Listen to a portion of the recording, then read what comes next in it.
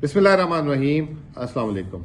اچھا جی، آج trial court جو سائفر پہ جو ہے چل رہا تھا، اس نے جو ہے صبح فیصلہ دے دیا اور چیئرمین عمران خان صاحب کو 10 سال کی اور شاہ محمود قریشی صاحب کو 10 سال کی قید کی سزا سنا دی. تفصیلی فیصلہ آنا ہے.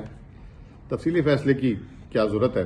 ویسے ہی جو پی ٹی آئی کے اور عمران خان کے ناقدین بھی ہیں، انہوں نے اس سارے پروسیس کو جو ہے بالکل بوگس قرار دے دیا ہے، اور 2 دفعہ پہلے بھی یہ جو ہے ٹرائل جو ہے اس کو ختم کیا گیا، تیسری دفعہ اب ہوا ہے.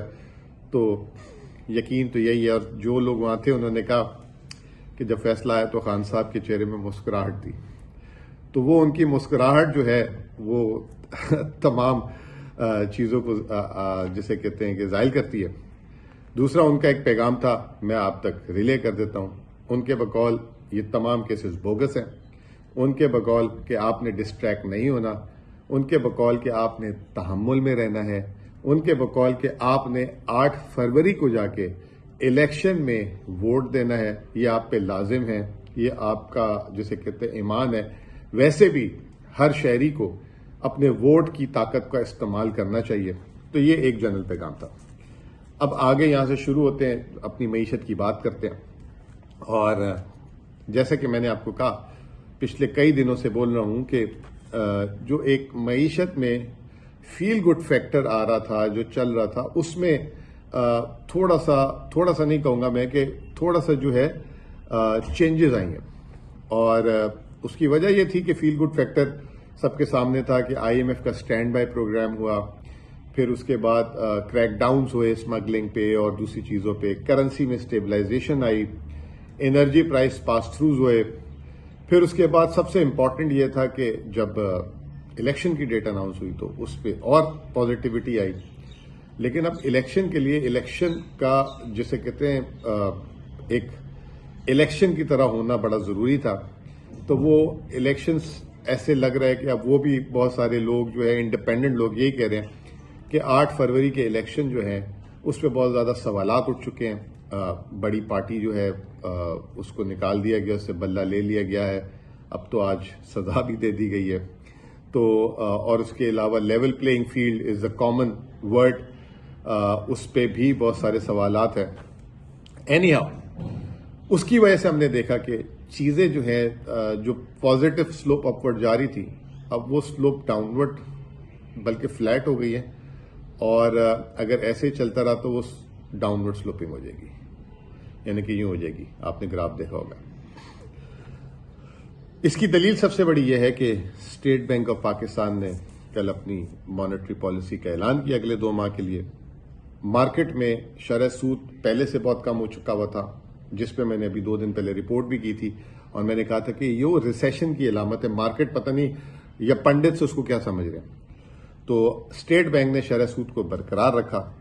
اچھا، یہ تمام ساری صورتحال کے بیچ میں ہماری اسٹاک ایکسچینج اسٹیٹ بینک کے شرح سود کو برقرار رکھنے اور اس کے علاوہ جو سیاسی حالات ہیں اس کی وجہ سے آج 61,840 پوائنٹ، آج بھی 931 پوائنٹ گری، کل 1000 پوائنٹ کے قریب گری تھی. یہ 67,000 سے واپس آئی ہے، تو تقریباً 7-8% واپس آ چکی ہے نیچے. وہ وجہ کیا ہے؟ اس کی وجہ یہی ہے جو میں نے ابھی آپ کے سامنے رکھی.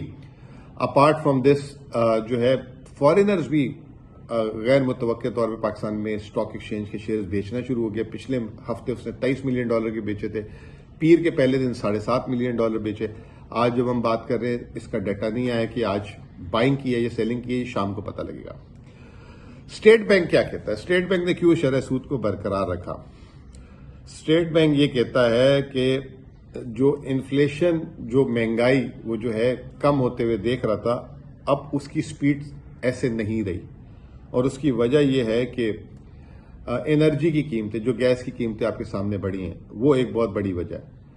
دوسری طرف اسٹیٹ بینک یہ بھی کہتا ہے کہ نان انرجی پرائسز، یعنی کہ کھانے پینے کی چیزوں کی اور دوسری چیزوں کی قیمتوں میں استحکام آنا شروع ہو گیا.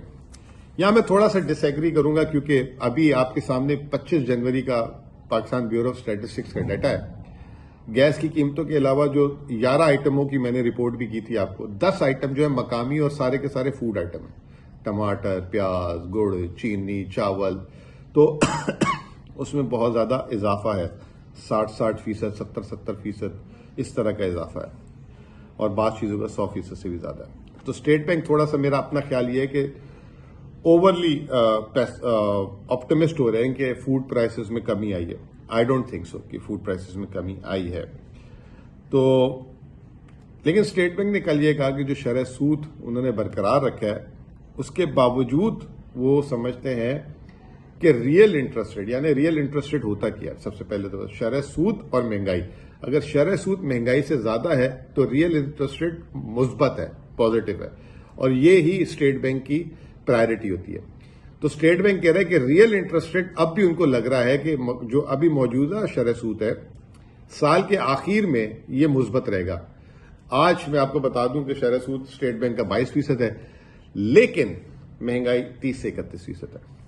تو اسٹیٹ بینک یہ کہہ رہا ہے کہ سال کے آخر میں، لیکن اسٹیٹ بینک نے ایک بڑی مزے کی آج ایک اور بات کی. وہ یہ کہتے ہیں کہ جو مہنگائی کی شرح جو پہلے وہ 20 سے 22% ایکسپیکٹ کر رہے تھے اس سال، وہ اب انہوں نے اس کو بڑھا کے 23 سے 25% کر دیا. تو معاف کیجیے گا، سردی کا موسم عجیب سی ہوا. تو جب آپ 23 سے 25% خود مہنگائی کہہ رہے ہیں تو ریئل انٹرسٹ ریٹ پازیٹو کہاں ہو رہے، کس پوائنٹ پہ ہو رہے ہیں، یہ تھوڑا سا میں کنفیوز ہو رہا ہوں. بہرحال اسٹیٹ بینک نے کچھ پازیٹو باتیں بھی کی ہیں. وہ کہتے ہیں کہ ریزروز اچھے ہو رہے ہیں، بڑھ رہے ہیں، کیونکہ کرنٹ اکاؤنٹ ہمارا سرپلس ہے. فسکل یعنی حکومت کی بجٹ کی سائڈ بھی پچھلے سال سے بہتر ہے. لیکن وہ یہ کہہ رہے ہیں کہ اب جو مڈل ایسٹ میں ہو رہا ہے اس کی وجہ سے ریڈ سی، میں آپ کو یاد ہوگا ریڈ سی پہ ایک پوری ویڈیو کی تھی جب کوئی کسی نے بات نہیں کی تھی. اب اسٹیٹ بینک نے اس کا ذکر کیا کہ ریڈ سی کے کرائسس کی وجہ سے گلوبل فریٹ پرائسز بڑھ رہی ہیں، تو ایک وہ رسک ہے. لیکن مزے کی بات یہ ہے کہ اسٹیٹ بینک نے 3 چیزیں جو ہیں برقرار رکھی ہیں. وہ یہ کہتے ہیں 5 سے 7% مہنگائی جو ہے 2025 کے آخر سپتمبر تک ہو جائے گی. یہ 5 سے 7% جو ہے 4 سال سے اسٹیٹ بینک بول رہا ہے اور کبھی نہیں آیا.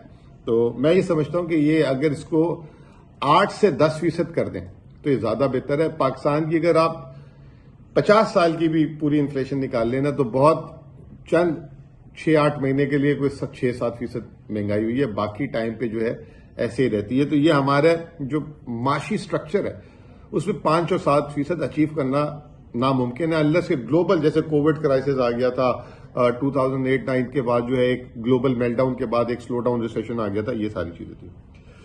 اسٹیٹ بینک کہتے ہیں کہ جی ڈی پی کی فورکاسٹ بھی وہ 2 سے 3% مینٹین کر رہے ہیں. بہت بڑی رینج ہے 2 سے 3%. آئی تھنک کہ 2 سے 3% کے درمیان 50% کا فرق ہے. تو آپ کو you have to be concised on دس.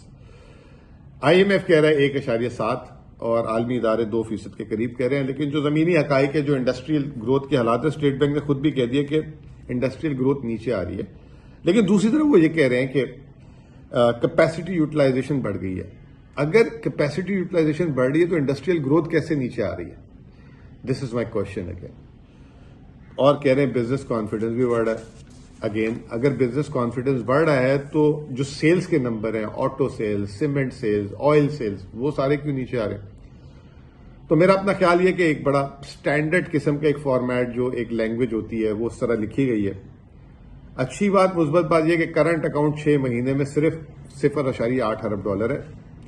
اور وہ کہہ رہے ہیں ایکسپورٹس بھی بڑھی ہیں. لیکن جیسے میں نے آپ کو پچھلی دفعہ بھی کہا تھا کہ ایکسپورٹس بڑھنے کی بنیادی وجہ چاول کی عالمی مارکیٹ میں قیمت بڑھنا اور ہمارا حجم بڑھنا ہے، اور وہ اسٹیٹ بینک نے اس کا ذکر بھی کیا.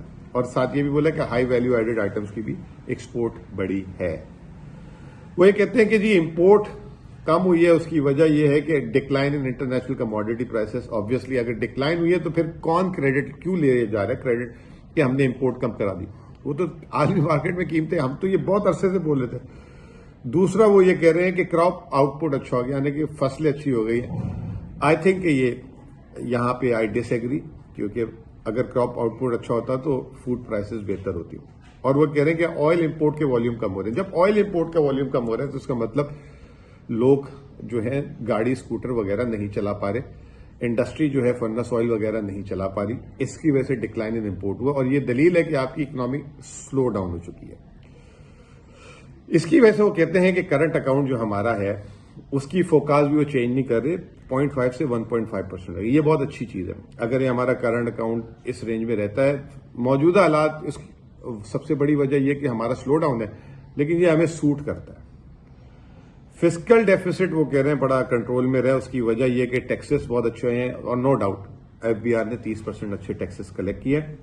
Reduction in non interest expenditure, reduction ایک ہی ہے نان انٹرسٹ ایکسپینڈیچر, وہ ہے ڈیولپمنٹ ایکسپینڈیچر, وہ آپ نے روک دیا اور اچھا کیا ہے, کیونکہ اس میں جس طریقے سے بے دردی سے استعمال ہوتے ہیں. بھائی اللہ خیر کرے, آج کل تو جلسوں میں تو ایئرپورٹوں کی اور پتہ نہیں فری بجلی کی بات کر رہی ہیں, تو یہ کتنا عرصہ رہتا ہے یہ پتہ لگے گا. اور وہ کہہ رہے ہیں نان ٹیکس ریونیو اسٹرانگ ہے. نان ٹیکس ریونیو میں دو چیزیں, ایک اسٹیٹ بینک کا پروفٹ, کیونکہ شرح سود بہت اچھا ہے تو اس کی وجہ سے اسٹیٹ بینک کا پروفٹ آسمانوں کو لگ رہا ہے, اور دوسرا ہے پیٹرولیم ڈیولپمنٹ لیوی جو ہم پیٹرول اور ڈیزل میں دیتے ہیں, وہ بھی 60 روپے لیٹر کے قریب ہے, تو وہ بڑھنا ہی تھا آبویسلی. حالانکہ امپورٹ اور کنزمپشن آئل کی نیچے ہوئی ہے. اسٹیٹ بینک خود اپنی اس مانیٹری پالیسی میں لکھتا ہے کہ credit offtake, private credit offtake, یعنی کہ جو پرائیویٹ لوگ جو قرض لیتے ہیں اس میں کافی سلو آیا ہے, سلو ڈاؤن ہے, اور اس کی وجہ یہ کہ lower fix investment. Lower fix investment is a very dangerous term. اس کا مطلب یہ کہ اکنامک ایکسپینشن پہ کام نہیں ہو رہا, انڈسٹریل ایکسپینشن پہ کام نہیں ہو رہا, جس کا مطلب مزید اکنامک سلو ڈاؤن یا روزگار کے مواقع نہیں ہوں گے. یہ اسٹیٹ بینک نے اپنی کل کی رپورٹ میں لکھا ہے. اور ریٹائرمنٹ آف لونز, اور لوگ مہنگا سود ہونے کی وجہ سے ریٹائر کر رہے ہیں. اسٹیٹ بینک کہتا ہے کہ فوڈ اور کور انفلیشن ماڈریٹ ہے. میرا اپنا حساب یہ کہ دیر از نو ماڈریشن. 43% آپ کی جو سینسٹیو پرائس انڈیکس ہے, is primarily because of high food prices. اور کور انفلیشن ماڈریٹ کیسے رہ سکتی ہے جب گیس پرائسز بڑھ رہی ہیں؟ تو گیس پرائسز کی وجہ سے نان انرجی پرائسز ساری بڑھ جائیں گی, لوگوں کے مارجن بھی بڑھ جائیں گے. تو یہاں پہ بھی میں ڈس ایگری کرتا ہوں, اور وی کین ڈبیٹ آن ہم. اسٹیٹ بینک کہتا ہے کہ مہنگائی کی جیسے شرح وہ اس لیے بڑھا رہے ہیں کہ وہ نان انرجی پرائسز, گیس وغیرہ کی قیمتیں. ہم نے اس پہ بہت بات بھی کی ہے. آخری میں پریس کانفرنس میں گورنر اسٹیٹ بینک نے کہا کہ وہ ملک کے نوٹ چینج کرنے جا رہے ہیں, اور مارچ تک وہ ہو جائے گا, کیبنٹ سے اپروول ہوگا, بورڈ سے اپروول ہوگا, اور اس کے بعد چینج ہو جائیں گے. یہ ایک سگنیفیکنٹ موو ہے. کرنسی کا نوٹ جو میں اپنے ہوش میں, جو مجھے آئی مے بی رانگ, مجھے کوئی کریکٹ کر سکتا ہے اس میں, جب چینج ہوتے ہیں نا تو کبھی 10 کا نوٹ کا شکل چینج ہوئی ہے, 50 کی, 100 کی, پھر کبھی 500 کی, ایک ساتھ ساری کرنسی نہیں ہوئی. اب میسج کل جو دیا گیا کہ کرنسی نوٹ چینج ہو رہے ہیں, اس میں وضاحت چاہیے کہ 5,000 کے ہو رہے ہیں یا 1,000 کے ہو رہے ہیں یا 500 کے, کون سے ہو رہے ہیں. ایک ایک کر کے ہو رہے ہیں, سارے ایک ساتھ ہو رہے ہیں. اگر ایک ایک کر کے ہو رہے ہیں تو دیٹس فائن, کیونکہ یہ روٹین میٹر ہے. 10-15 سال میں ہر نوٹ کی شکل چینج ہوتی ہے, کاغذ واغذ, اس کے سیکیورٹی فیچرز. لیکن اگر یہ ایک ساتھ ہو رہے ہیں تو I am sure there is a plan behind it, there is some objective behind it. اور ایک طریقے سے یہ نان کیش جو انفارمل اکانومی, کیش اکانومی والوں کے لیے ایک یہ بیڈ نیوز ہے, اور یہ ہونی چاہیے بیڈ نیوز. بٹ اس کی ہمیں بڑی کیئرفل اسیسمنٹ کی ضرورت ہے. I am thinking about it, I am talking about this with different people, اور میں اس پہ ضرور آپ لوگوں کے پاس واپس آؤں گا. بہت بہت شکریہ.